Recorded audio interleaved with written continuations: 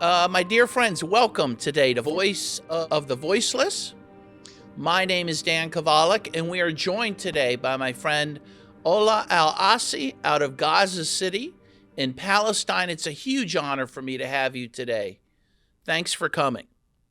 Dan, thanks for this warm welcoming, and it's a pleasure to be with you today. Thanks for having me, and I'll be happy talking to you, of course. Thank you. Thank you. Now, I just wanted to start a little, so you just got electricity back on about half an hour ago, which is instructive to people. Tell us about that. How many days a week do you not have electricity, and what does that mean for you? And why don't you have electricity? What's going on in Gaza? Like, as I told before, before this podcast, I was managing to have electricity before. And unfortunately, it's raining outside. And with this poor schedule of electricity, we have less than 10 hours a day of electricity. And when it's raining, instead of celebrating the rain, we are crying of our business that we can't run, we can't work due to the power cuts. All of these things happening in Gaza and the blockade over Gaza, so many let's say factors affect the situation here in the electricity crisis, the power cut crisis here in Gaza particularly. And one of the things that affect the most on that is the blockade. We've been suffering a blockade for more than 14 years. And this Israeli blockade imposed over Gaza is a systematic destruction for the Palestinian, or let's say the Gaza Strip in particular. And residents here in Gaza, they can't run their businesses. They try to manage and to, let's say, to schedule their things and their businesses and their work and their jobs according to the schedule of the electricity. And if you're lucky, the electricity will be for 8 hours or less will be on. If you're not lucky enough, it will be unstable. You will. And so you froze up a little, which is okay, because again, this is, you're struggling with power outages and interrupted service all the time. And again, for some of my viewers, they may not know some of the basics of what's happening. Who is imposing this blockade upon you? Of course, it's obvious. The Israeli blockade affects of life in Gaza. It affects the water, it affects the environment, it affects the power cuts, the electricity. It affects the living, how we can manage to live here in Gaza. It affects the educational sector, the health sector, and all aspects of life. And it has been deteriorating since the beginning of the occupation, and it has been deteriorating. It's been being worse and worse even after the blockade. And let me just ask you, the first question I have, if you have electricity 8 or 10 hours a day, what do you do with your food? How do you keep food refrigerated and not spoiled? Yeah, people here and my family, of course, we face it's a problem for us. We manage to buy things daily in order not to be spoiled due to the electricity cuts. And so our refrigerators it works maybe 7 or 5 hours a day. So we face difficulties freezing things in our refrigerators and keeping food for the next month or whatever. So yes, it's a problem for us. Now, let me ask you, are you having a problem with COVID-19 in Gaza? And what's happening with that? Are you getting vaccinated? please let us know what's happening with the COVID-19 pandemic. You know, the health sector, it's been deteriorating, it's exhausted because of the three wars that in 2008, 2012, 2014. And the siege imposed for more than like 14 years, before this outbreak even. It first started with the shortage of medical supplies and medical devices and even essential medicines. We lack many essential medicines here in Gaza. And with the outbreak here of the COVID-19 here in Gaza, it began with we didn't have the devices to test coronavirus even. And we are lucky to have some aids, foreign aids, let's say, to have these devices and to be tested for coronavirus. And the numbers of infections in this was increasing rapidly through the last years of the outbreak. And let's say it's true that Gaza is really an open air prison. That is to say, when the curfew was imposed over the Gazans, we literally still felt like we are imprisoned inside a prison. Like, it was like, yes, frustrating situation here. And the regarding most of the residents, let's say, depend on like daily living. They make their living daily. And those people who are suffering such things, of course, this like even aggravated the situation for them.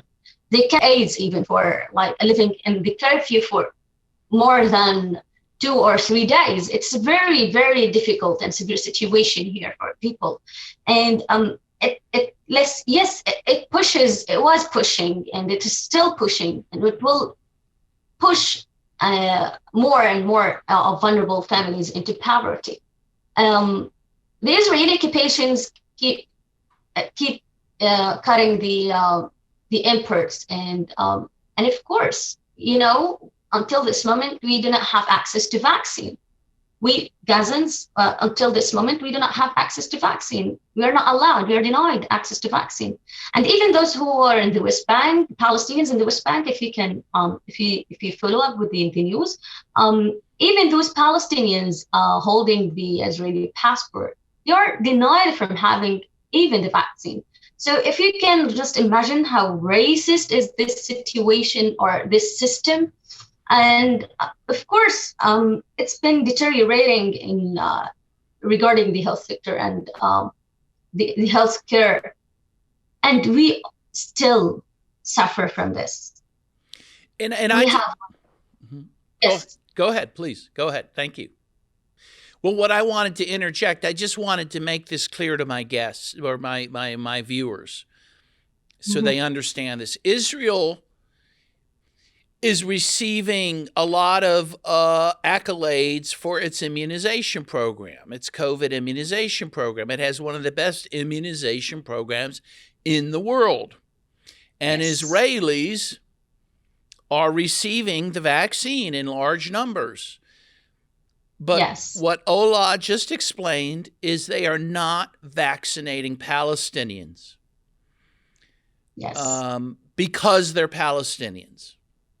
This is a racist policy.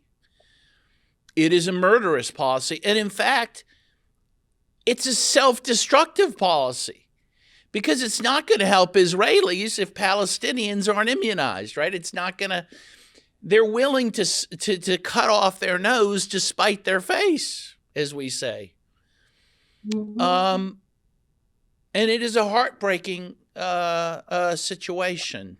Well, tell me a little bit about your family. What do you do for a living?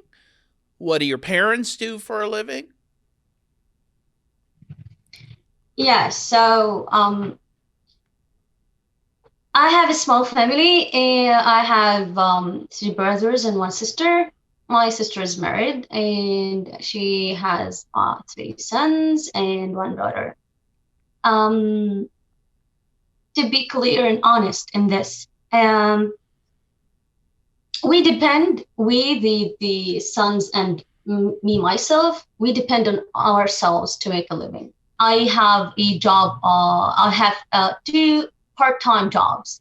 I teach English and I present in a show with a local news agency called Shahab News Agency. It reports the daily Israeli violations and in the West Bank and in Gaza and like all of the stuff like that. So I work as a presenter and as a teacher at the same time in order to manage a living for myself, of course, and for my family. And my brothers too, they are running their own businesses. They are running their own project. They are making their best to be responsible for the living of their family because we are adults. We depend on ourselves to make the living. Let me just ask you, if you wanted to visit me in the United States, say, how would you go about that? What are the obstacles you would have to doing that? Let me set this clear, and all of the work should be educated about the mobility restrictions here imposed on the Gaza Strip. We are Palestinians and graduates are denied to to travel abroad. These graduates, we have the highest number of graduates, and the education literacy is the highest in Gaza. But most of them are unemployed. We have high unemployment rate here in Gaza. I'm privileged to be able to have a job of my own, but most of the graduates are not. One of the big dream, let's say, is to travel abroad to pursue higher education and to have to pursue master degree. We are in Palestine are denied from traveling through the Rafah crossing and Erez crossing, and let's say this is the basic struggle that we face. Even vulnerable health cases are denied from traveling to pursue sort of medical and health care, better health care, medicine or treatment, let's say. So yes, I wish that I can use my passport and wish that I can get the chance to get a scholarship to travel abroad and to get my master degree, but we are not. We are classified as criminals because we hold the Palestinian passport. Let me say this. I am not a criminal of having this passport. This passport identifies my identity. This passport identifies who I am. I'm a Palestinian and I have the right to travel. I have the right to pursue my higher education. This is the simplest right any Palestinian graduate, any Gaza graduate dream of, let's say. No, and I feel your emotions when you say that. I mean, you have a right under international law to travel. You have a right as a human being to travel. And I think people don't realize what an intellectual society Palestinian society is, as you say. You have a huge amount of college graduates. You have a lot of people who not only want to learn elsewhere in other countries, but have a lot to contribute to other countries. But as you say, you're treated as not even second-class citizens. You're treated as people with no home, with no country. Unfortunately, yes. And it's heartbreaking, especially to meet someone like you that's so likable. And I think to humanize it and to say, hey, this is who's being persecuted. Yes, exactly, literally. And so please check out some of my books as well. This is one of my favorites, The Plot to Control the World. You'll learn about how your government of the United States has interfered in elections over 80 times throughout the world and has overthrown democratic governments only to install right-wing dictatorships. Hope you keep tuning in to Voice of the Voiceless. Do you have any hope that the new Biden administration will do anything positive for Palestine? I feel like no, not much. Like we are not very optimistic about the situation or the new administration, the new U.S. administration. The records, from the previous records of the U.S. administrations, we didn't witness much like a change in the pro-Israel bipartisan, let's say, policy. The U.S. administration, and it's like it hasn't changed for decades, and it pays unconditional support for Israel, not mentioning, of course, the military aids it provides. And we don't expect much from the new administration, of course, but it must make we need and we hope for tangible, let's say, tangible changes to take a clear stance on the Israeli colonial system here in Palestine, which is getting worse and worse by time, and to take steps to end the siege imposed over Gaza and to lift the restrictions on the entry of food and other materials, even like constructing materials. We are not able to construct, and they are very, very expensive if we are lucky to have them. Some steps, we need them to take some steps towards alleviation and easing of the restrictions here imposed on, and the blockade in general. Bringing we hope that it will bring fundamental and permanent calm, and to prevent Israel from attacking the Palestinians. We hope that it will take further steps and changing the Israelis' rationales and policies against the Palestinians and Palestine to end the discrimination. We are concisely optimistic, okay? But the fundamental issue here is not humanitarian, and we need them to pressure for some improvement in the Palestinian situation, and it must not small improvements here and there. We need the whole situation to be changed, to be transferred in a better situation. We need this occupation to come to an end. It's all right to live free on our lands. This is our land, and they are in a colonial occupation.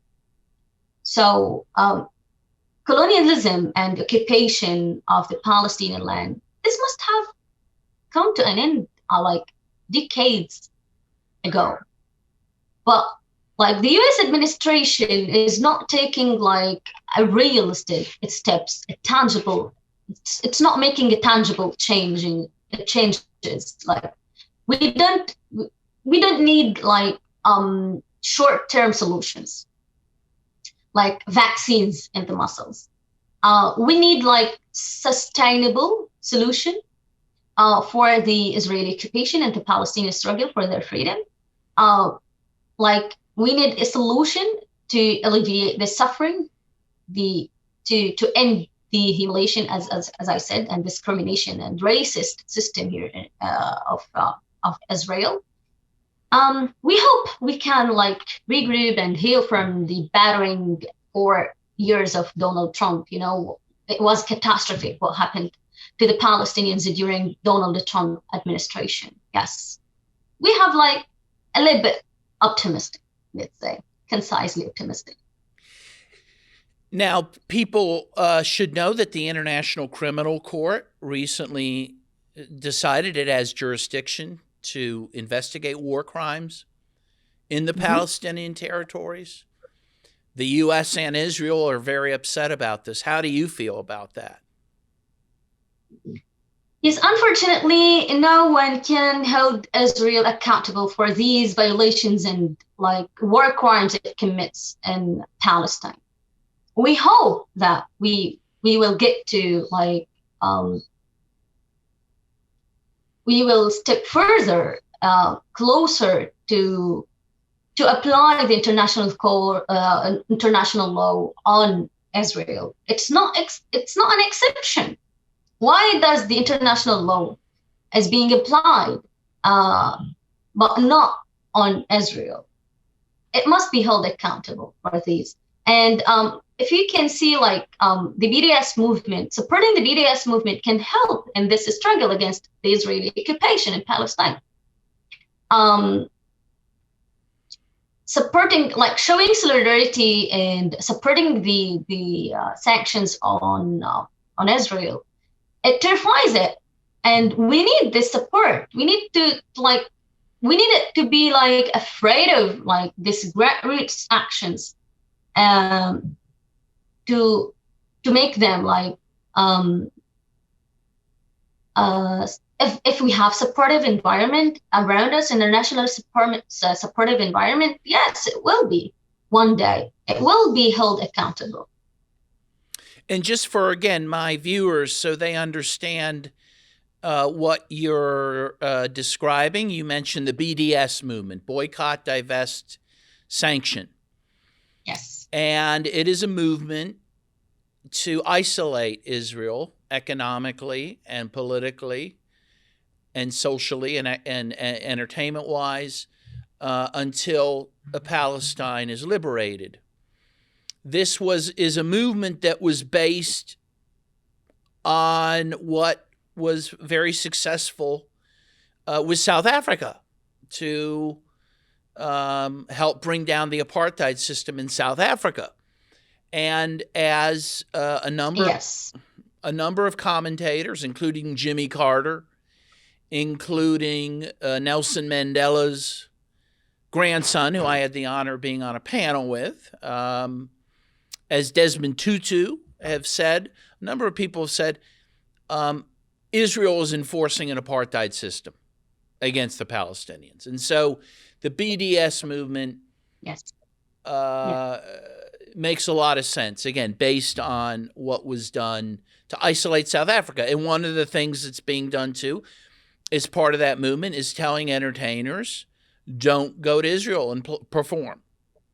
Again, very similar thing with South Africa. Don't play Sun City. Right. Yes, we can easily compare what's happening here in Palestine to what happened in the late 80s in South Africa. And yes, we're being we face an apartheid system. And Israel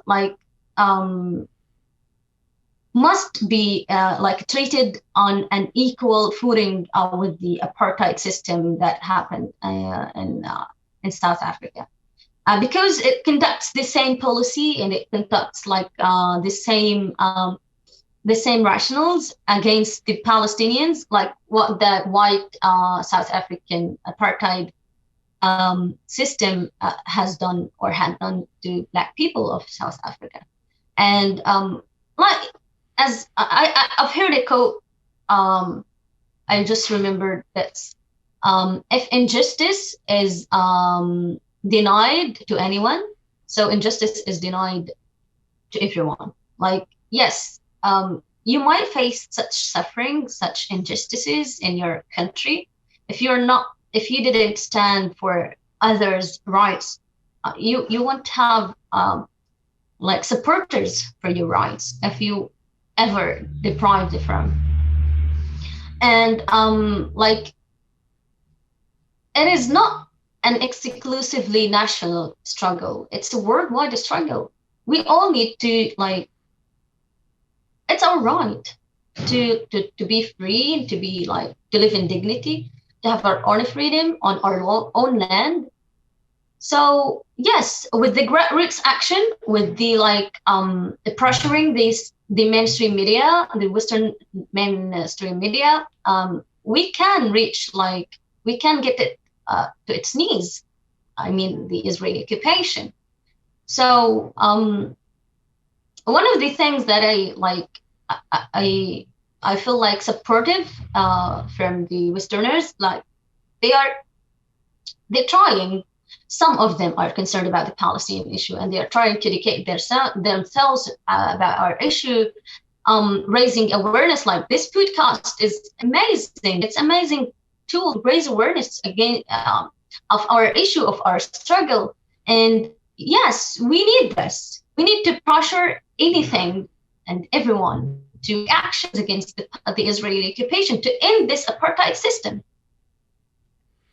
And I agree with you. I believe in it, and it's just not my belief. But if you look at the number of UN resolutions passed on Palestine, one has to conclude that the Palestinian situation is one of the most pressing humanitarian and human rights situations in the world. But it's not just an abstract issue. The Palestinians I've met, including yourself, honestly, are some of the kindest and most open people I've ever met. And I have been transformed by the Palestinians I've met. The patience and kindness of people who suffer like you suffer is incredible. And you are a great spokesperson for the Palestinians. You are someone that people will listen to, and I'm happy to give you a voice. Let me tell you something. I really believe that we are not voiceless. We have a voice, but the Western society is not willing enough to educate themselves and to raise awareness towards the Palestinian issue, towards what's happening on the ground of Palestine.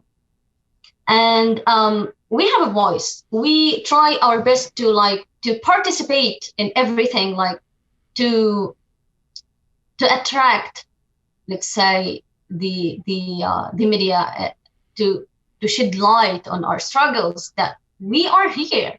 We are suffering. Listen to us, read our stories, the real life stories of our writers, for example.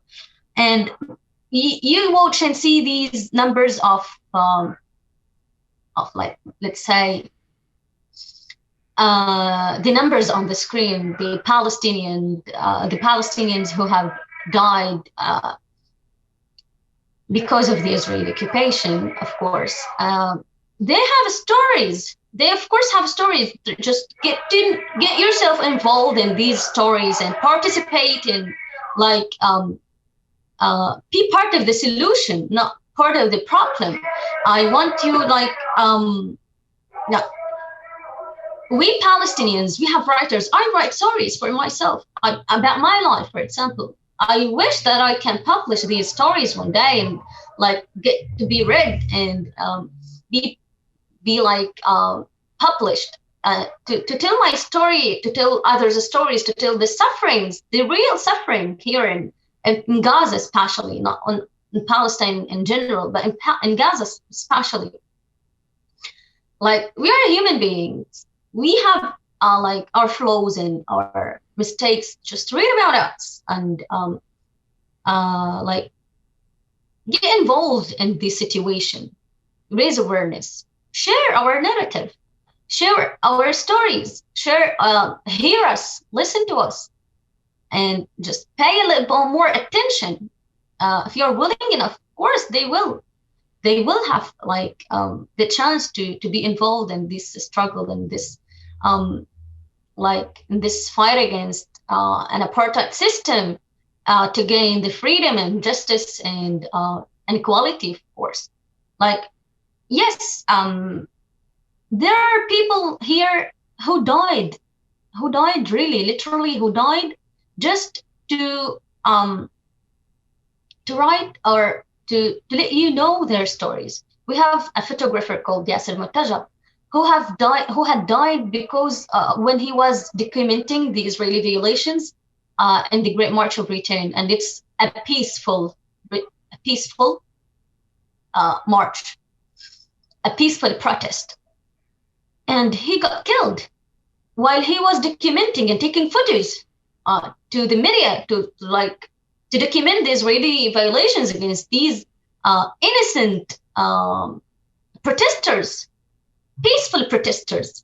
So yes, we have stories. Just we need your attention. We don't not just need like what we call it material support. We need like the moral support is as important as the material one. Why? Because we need to feel we are not alone in this. We are not left alone. We need the whole world to support us, to show solidarity, to hear like we have good stories. We have like beautiful faces in Gaza. Like I mean, beautiful faces of achievements, success, and hopes and wishes, and in general achievements. If we got the chance to be heard, we will we will spread awareness of our struggle, of our fight. I would be privileged if I present the Palestinians, but I'm not. But I'm telling my own story. I'm talking about my own concerns. I'm talking about my personal feelings and personal perspective. Yes, we here in Palestine and Gaza in particular, we are trying our best to get the world involved in our struggle, let's say. And we need them. What you're doing, Dan, is amazing. You're reaching out to me, and you connect to me, and check on me and other Palestinians, of course. And this is amazing. We need them to reach out to the Palestinians. We feel yes, we are not alone. There are people out there are supporting us. So that would be a great feeling if we got it. Well, I'm glad that you feel that way, and that you do have a lot of friends. I want you to know that. You have friends everywhere. You have friends in this country. You have friends around the world. Your struggle is our struggle. And I mean that. And again, one can't help but be moved by your story. And I'd love you to come on again and stay in touch. And I told you I'm going to try to come to Gaza this summer. I hope that can happen. Most welcome, my friend. That'd be nice, Ola. And I think that probably wraps it up, unless you have any final words for our viewing audience. And of course, yes, I thank them for giving me the chance to be heard, and dedicating their time to be educating themselves.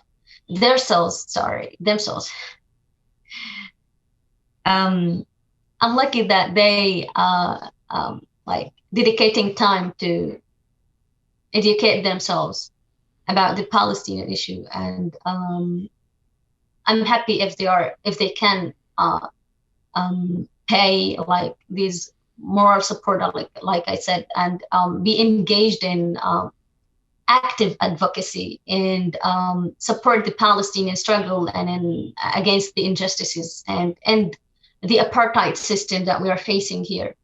And yes, that's it. Ola, you were wonderful. I just so enjoyed talking with you, and I just wish you and your family the very best. Thank you very much. Okay. It was a pleasure to be with you today, Dan. Thank you. Thank you. Peace.